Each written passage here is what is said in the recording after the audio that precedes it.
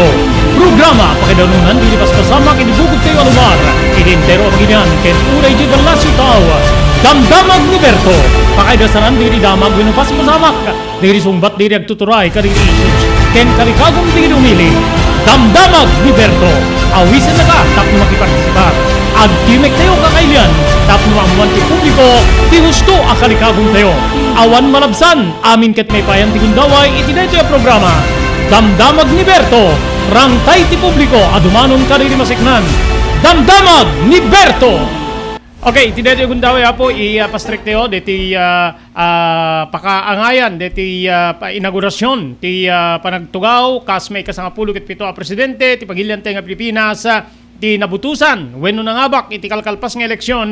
Ferdinand Bongbong Marcos Jr.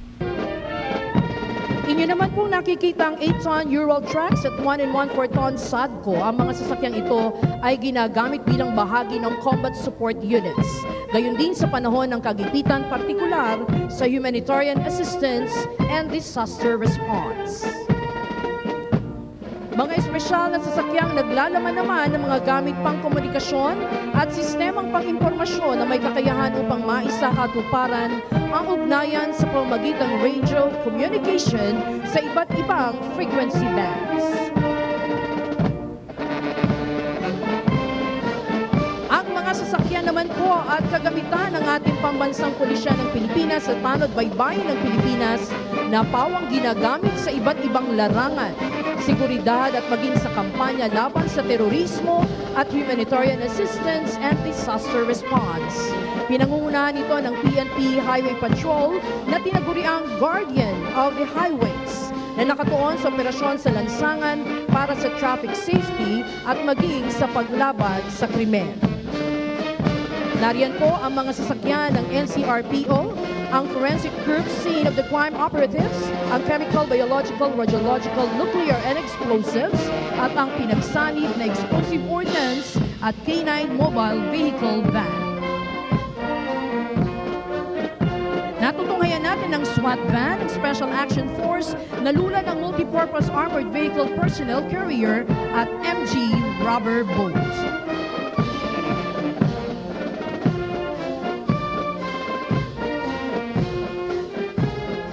Mula naman sa tanod baybayin, nariyan ang bomb squad, ambulance at mga patrol cars.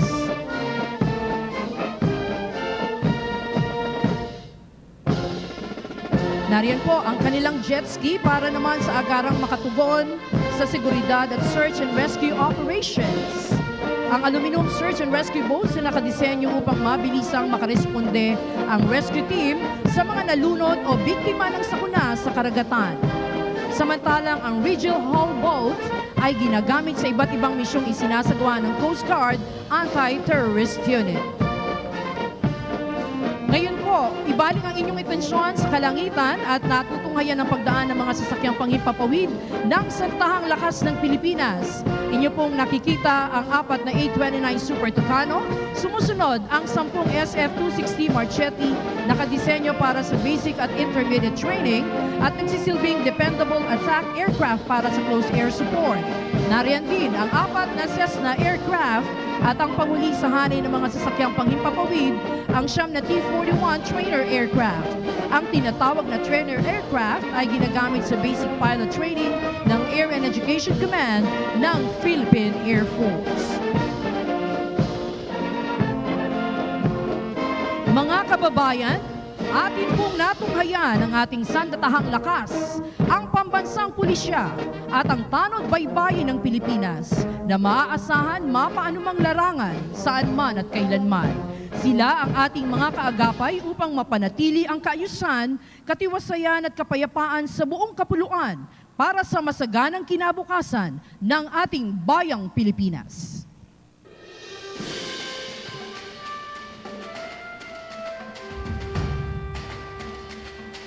Mula naman sa iba't ibang sektor ng ating lipunan.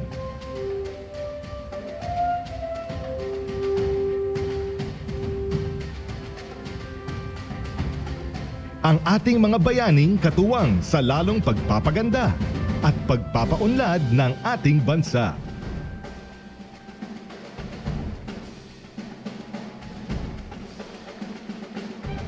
ang ating mga medical frontliners.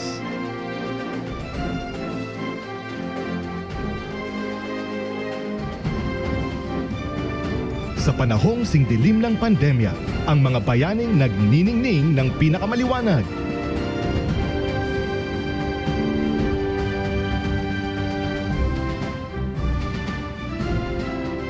Sila ang ating mga medical at healthcare frontliners.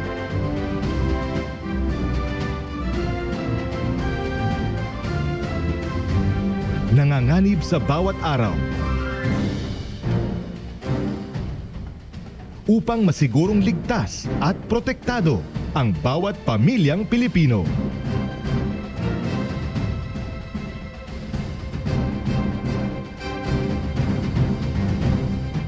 Ang ating mga overseas Filipino workers.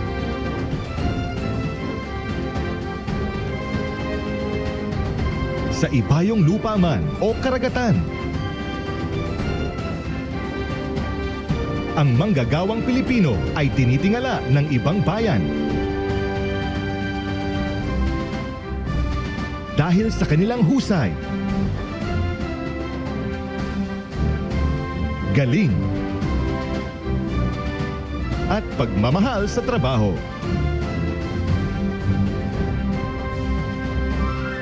Karangal-rangal ang kanilang mga sakripisyo.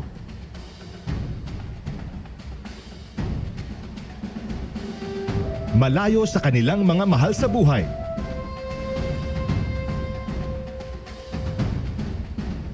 Kapalit ng kanilang di matatawarang kontribusyon sa ating ekonomiya.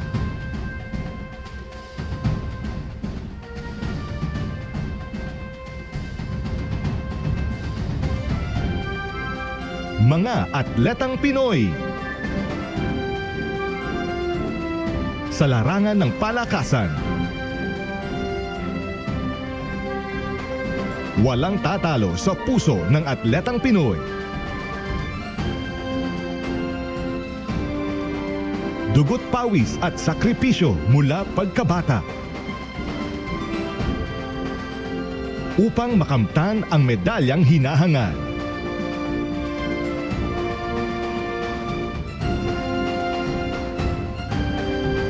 Ang karangalang inyong dala para sa bansa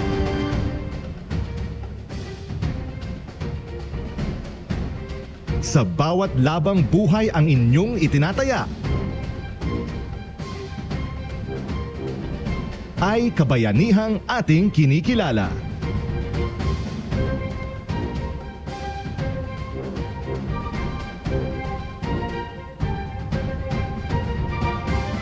Ang manggagawang Pilipino.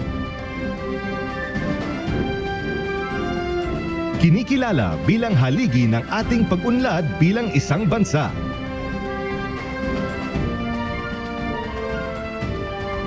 Ang kanilang pagpupunyagi at pagsisikap na maitaguyod ang pamilyang Pilipino sa kabila ng anumang balakid ay ating bigyang dangal. Anumang industriya o antas ng panunungkulan,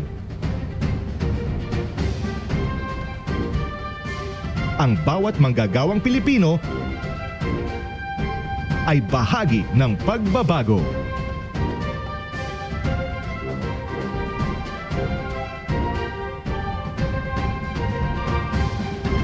Ang ating transport sector. Panlupa, pantubig, o panghimpapawid.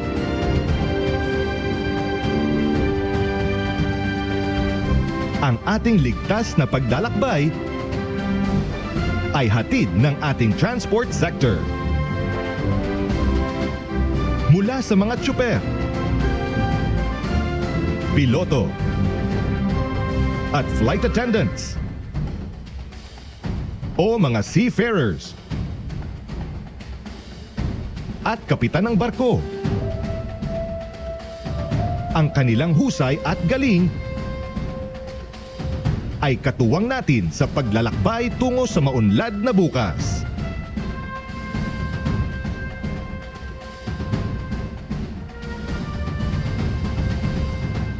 Isang pagpupugay sa ating mga magsasaka at mangingisda.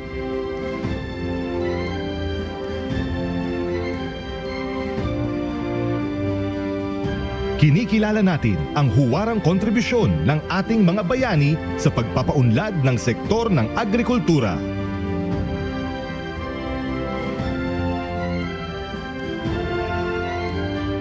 Ang ating likas na yamang lupa at karagatan.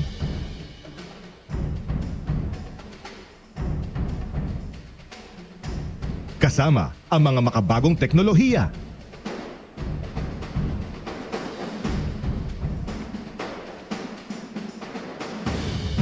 Isang masaganang kinabukasan para sa agrikultura at matibay na seguridad sa pagkain ang naghihintay sa atin.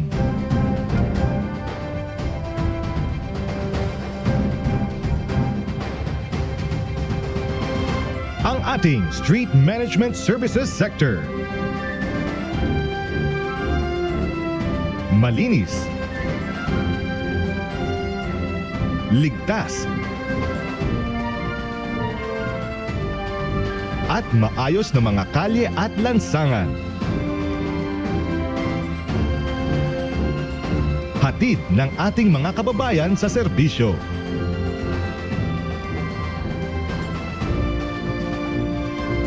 Sinisigurong malinis ang ating kapaligiran.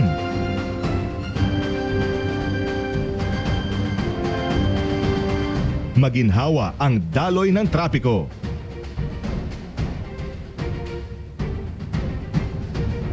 At ligtas ang ating publiko sa daan. Saludo po sa inyo.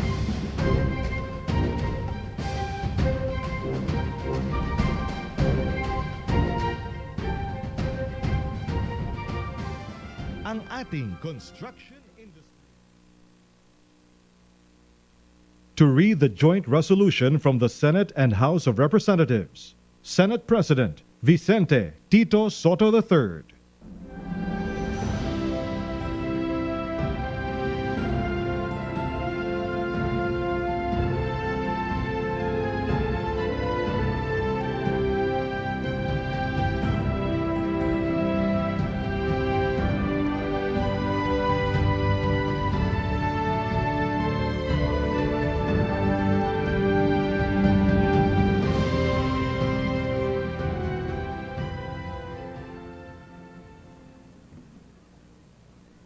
As the Senate President and co-chair of the joint public session of Congress that canvassed the votes for presidential and vice presidential candidates in the national elections held on the 9th of May, 2022, it is my distinct honor and privilege to join you in this historic occasion and read the dispositive portion of the resolution of both houses, which proclaimed the duly elected President and Vice President of the Republic of the Philippines.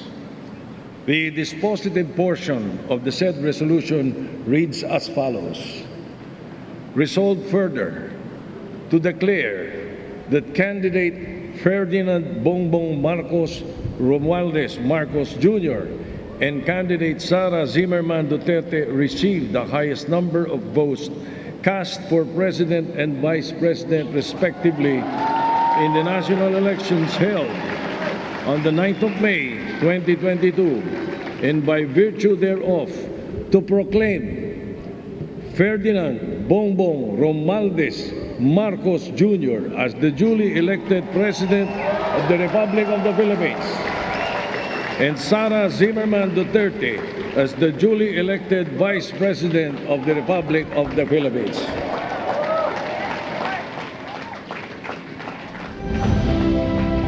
To administer the oath of office to President-elect Ferdinand Romualdez Marcos Jr., Chief Justice Alexander G. Gesmundo. May we request on stage Attorney Liza Araneta Marcos, Ferdinand Alexander Sandro Marcos, Joseph Simon Marcos, and William Vincent Marcos to witness the oath-taking.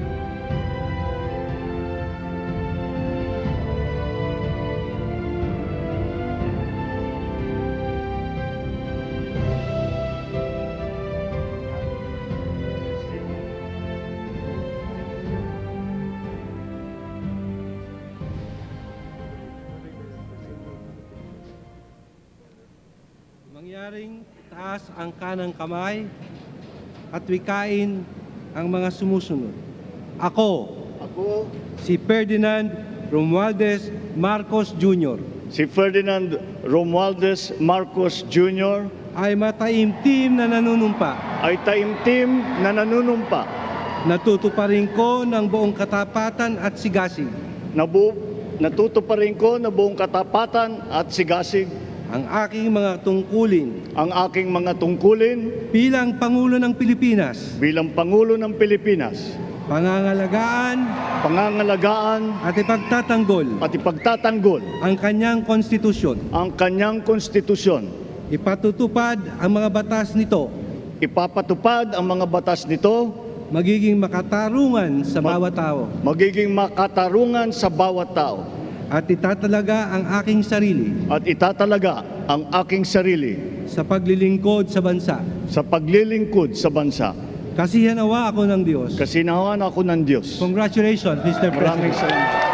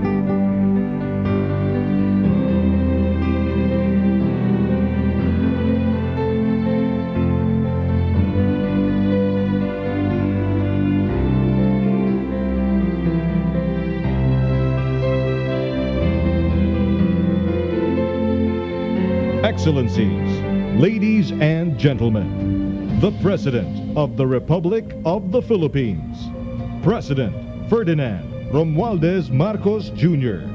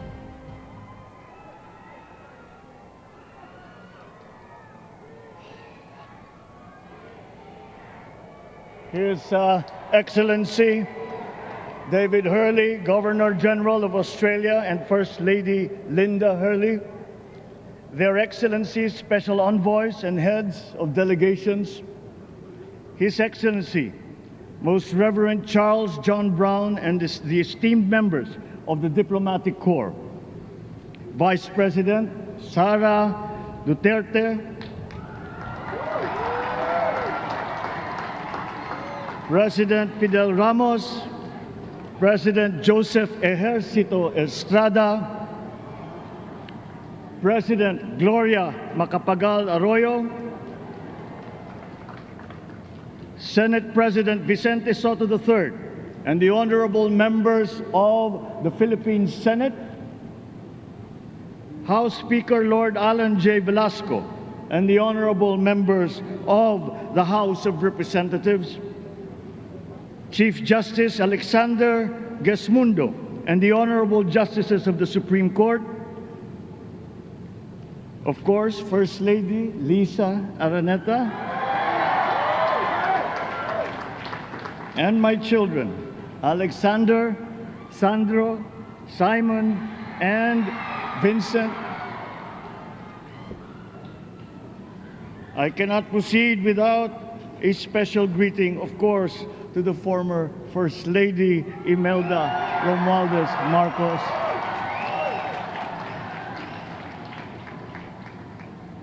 Other distinguished guests, ladies and gentlemen, my friends, ang aking minamahal na mga kababayan, magandang tanghali po sa inyong lahat. This is a historic moment for us all. I feel it deep within me. You, the people, have spoken, and it is resounding. When my call for unity started to resonate with you, it did so because it echoed your yearnings, mirrored your sentiments, and expressed your hopes for family, for country, and for a better future. That is why it reverberated and amplified as it did, to deliver the biggest electoral mandate in the history of Philippine democracy. By your vote, you rejected the politics of division. I offended none of my rivals in this campaign. I listened instead to what they were saying. And I saw little incompatibility with my own ideas about jobs, fair wages, personal safety, and national strength, and ending want in a land of plenty. I believe that if we but focus on the work at hand and the work that will come to hand, we will go very far under my watch. You believe that too. At pinakinggan ko ang tinig ninyo na ang sinisigaw ay pagkakaisa, pagkakaisa, pagkakaisa.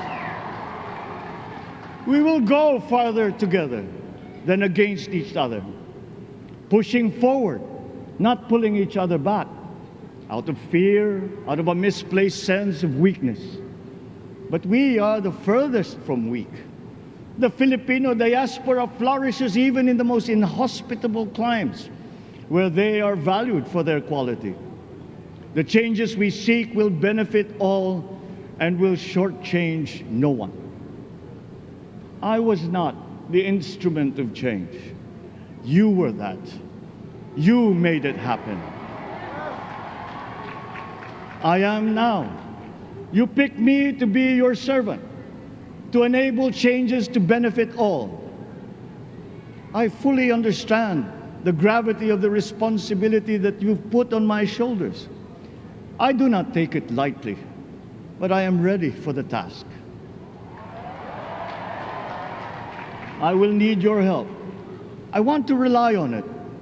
But rest assured, I do not predicate success on the wide cooperation that's needed. I will get it done. I once knew a man who saw what little had been achieved since independence. in a land of people with the greatest potential for achievement. And yet, they were poor. But he got it done, sometimes with the needed support, sometimes without. So will it be with his son. You will get no excuses from me.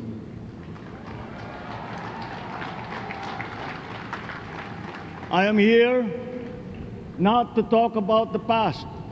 I am here to tell you about our future. A future of sufficiency, even plenty, of readily available ways and means to get done what needs doing, by you, by me. We do not look back, but ahead, up the road that we must take to a place better than the one we lost in the pandemic. Gains made and lost, opportunities missed, well-laid plans superseded by the pandemic. Indeed, ours was the fastest growing economy in ASEAN by ways now outdated. We shall be again by a radical change in the way the world must now work to recover what we have lost in that fire and move on from there. We face prospects of the spread of the war abroad, of which we are totally blameless. We seek friendship with all. But countries like ours will bear the brunt of it. And if the great powers draw the wrong lessons from the ongoing tragedy in Ukraine, the same dark prospect of conflict will spread to our part of the world. Yet, there is more out there. Like going forward by new ways of doing that the pandemic forces to adopt. A stronger resilience, quicker adaptability. They are our best prevention. They are our best protection. Quiet reflection in a rough and tumble campaign of a breadth and intensity never experienced revealed some of them, such as the willingness to listen despite the noise, the hesitation to quarrel over differences, and to never, ever give up hope of reconciliation. These gave me the peace to ponder deeper. There are hints of a road not taken that could get us out of here quicker to something better, something less fragile. There is also what you, the people, did to cope, but this time empowered by new techniques and more resources. You got by, getting some of what you needed with a massive government help, and for this I thank my predecessor for the courage of his hard decisions. But there is a way to put more means and choices in your hands. I trust the Filipino. Imagine how much more you'd achieve if government backstops instead of dictating your decisions. Always there to pick you up when you fall, giving what you need to get past a problem. Imagine if it invested in your self-empowerment to bring it closer to taking on whatever challenges come. Imagine a country that, in almost every sense, is you. Now imagine what you and government can achieve together. We did it in the pandemic. We will do it again. But again, I will not predicate my promise to you on your cooperation. You have your own lives to live, your work to do, and there too I will help. Government will get as much done alone without requiring more from you. That is what government and public officials are for. No excuses, just deliver. It was like that once upon a time. I did not talk much in this campaign. I did not bother to think of rebutting my rivals. Instead, I searched for promising approaches better than the usual solutions. I listened to you. I did not lecture you who has the biggest stake in our success. And the forthcoming State of the Nation will tell you exactly how we shall get this done. In this fresh chapter of our history, I extend my hand to all Filipinos. Come, let us put our shoulders to the wheel and give that wheel a faster turn to repair and to rebuild and to address challenges in new ways, to provide what all Filipinos need, to be all that we can. We are here to repair a house divided, to make it whole, and to stand strong again in the Bayanihan way, expressive of our nature as Filipinos. We shall seek, not scorn, dialogue. Listen respectfully to contrary views. Be open to suggestions coming from hard thinking and unsparing judgment. But always from us, Filipinos. We can trust no one else when it comes to what is best for us. Past history has often proven that. Solutions from outside divided us. None deepened our understanding. They were always at our expense. Never forget, we are Filipinos. One nation, one republic, indivisible. We resisted and never failed to defeat foreign attempts to break up our country in my father's watch. His strongest critics have conceded that. So let us all be part of the solution that we choose. In that lies the power to get it done. Always be open to differing views, but ever united in our chosen goal. Never hesitating to change it, should it prove wanting. That is how agile, resilient republics are made. Our future we decide today. Yesterday cannot make that decision anymore, nor can tomorrow delay it. The sooner we start, the surer and quicker the prospect of achieving our future. These are troubling times. What's happening to others can happen to us, but it will not. We see what's happening. We are witness to how it is being stopped, and we have seen the glory that crowns struggle against all odds. Giving up is not an option. We've been through times of bitter division, but united, we came through to this when it shall begin again, but better. The campaigns I've run have taken me here where I stand today. I listened to you, and this is what I have heard. We all want peace in our land. You and your children want a good chance at a better life in a safer, more prosperous country. All that is within reach of a hard-working, warm, and giving race. Your dreams are mine.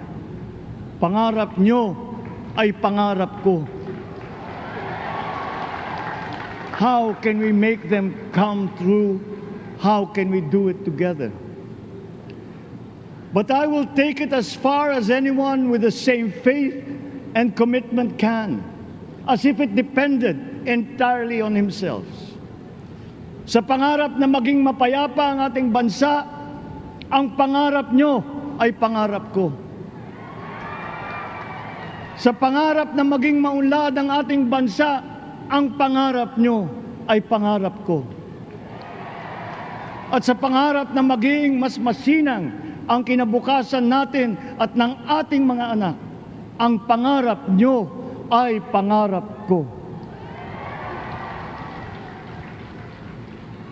We are presently drawing up a comprehensive, all-inclusive plan for economic transformation. We will build back better by doing things in the light of the experiences that we have had, both good and bad. It doesn't matter. No looking back in anger or nostalgia. In the road ahead, the immediate months will be rough, but I will walk that road with you. The pandemic ravaged bigger economies than ours. The virus is not the only thing to blame. What had been well built was torn down. we will build it back better. The role of agriculture cries for the urgent attention that its neglect and misdirection now demands. Food self-sufficiency has been the key promise of every administration. None but one delivered. There were inherent defects in the old ways and in recent ways too. The trade policy of competitive advantage made the case that when it comes to food sufficiency, a country should not produce but import what other countries make more of and sell cheapest. Then came Ukraine. The most vulnerable when it comes to food are the countries furthest away from the conflict, those bearing no blame for provoking it. Yet they face the biggest risk of starvation. If financial aid is poured into them, though it never is, there is nothing to buy. Food is not just a trade commodity. Without it, people weaken and die. Societies come apart. It is more than a livelihood. It is an existential imperative and a moral one. An agriculture damaged and diminished by unfair competition will have a harder time or will have no prospects at all of recovering. Food sufficiency must get the preferential treatment the richest free trade countries always gave their agricultural sectors.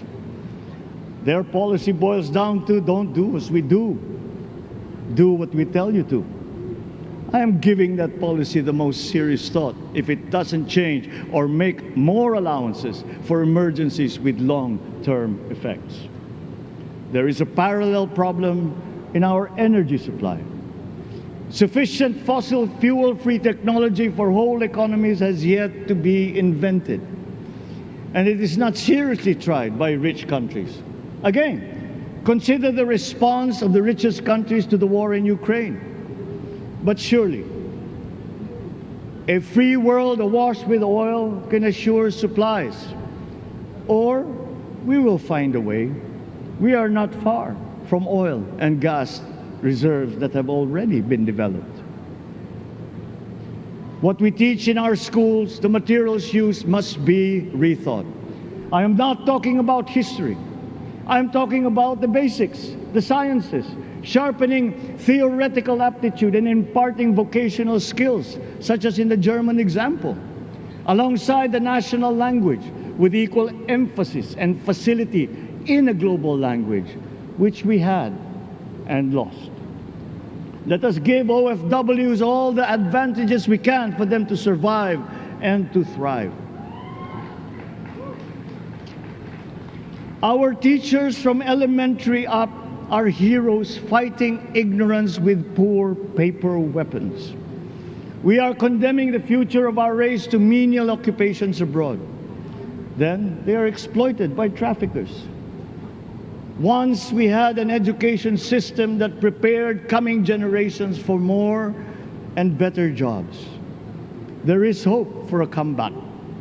Vice President and soon-to-be Secretary of Education, Sara Duterte Carpio, will fit that mission to a T. We won't be caught unprepared, under-equipped, and understaffed to fight the next pandemic. To start with, we never got over the pandemic of poor, if any, free public health. The last major upgrade of a public health system, exemplified by the resources poured into PGH, predates the current shambles by 3 generations. Our nurses are the best in the world. They acquitted themselves with the highest distinction abroad, having suffered even the highest casualties. With the same exemplary dedication, at home, they just got by. They are out there because we cannot pay them for the same risk and workload that we have back here. There will be changes starting tomorrow. I am confident because I have an OPLEC in my cabinet. There were shortcomings in the COVID response. We will fix them out in the open. No more secrets in public health. Remember, I speak from experience. I was among the first to get COVID. It was not a walk in the park. My father built more and better roads, produced more rice than all administrations before his. President Rodrigo Roa Duterte built more and better than all the administrations succeeding my father's. Much has been built, and so well, that the economic dogma of dispersing industry to develop the least likely places has been upturned. Development was brought to them. Investors are now setting up industries along the promising routes built. And yet, the potential of this country is not exhausted. Following these giant steps, we will continue to build. I will complete on schedule the projects that have been started. I'm not interested in taking credit. I want to build on success that's already happening. We will be presenting the public with a comprehensive infrastructure plan. 6 years could be just about enough time. No part of our country will be neglected. Progress will be made wherever there are Filipinos, so no investment is wasted. The recovery of Philippine tourism, with its emphasis on accessing nature's beauty, I am sure will exceed expectations. And bigger is not always better, but there's something to be said for economies of scale. And yet the country invites investments in fast-rising industries with quick returns and inflicts irreparable damage for future generations. We have yet to see large-scale practical solutions to pollution, though some are beginning to emerge. But there are tried and proven new ways of mitigation. Blades have been turning over the sand dunes of Ilocos Norte, harnessing a power all around but unseen long before this day. I built them. The rich world talks a great deal but does a lot less about it than those with much less, but who suffer more death and destruction from climate change and lack of adaptation. We will look to our partners and friends to help the Philippines, who, despite having a very small carbon footprint, is at the highest risk. First, spare victims, then help them recover, and move on to lessen the harmful impact of climate change. We too have our part to play. We are the third biggest plastics polluter in the world, but we won't shirk from that responsibility. We will clean up. You will not be disappointed, so do not be afraid. With every difficult decision that I must make, I will keep foremost in my heart and in my mind the debt of gratitude I owe you for the honor and responsibility that you have conferred on me.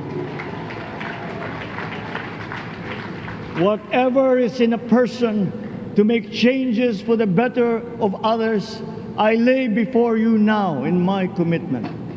I will try to spare you. You have your other responsibilities to carry.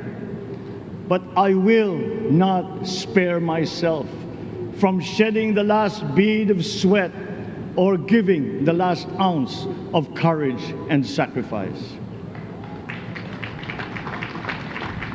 And if you ask me why I am so confident of the future, I will answer you simply that I have 110 million reasons to start with. Such is my faith in the Filipino.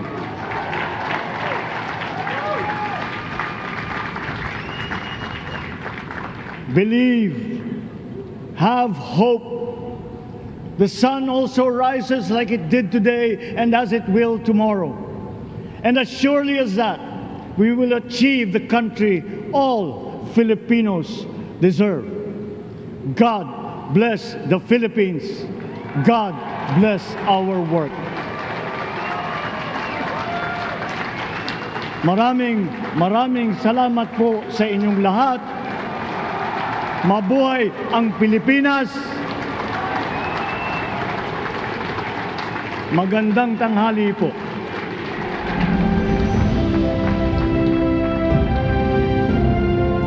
Excellencies, ladies and gentlemen, the President of the Republic of the Philippines, President Ferdinand Romualdez Marcos Jr.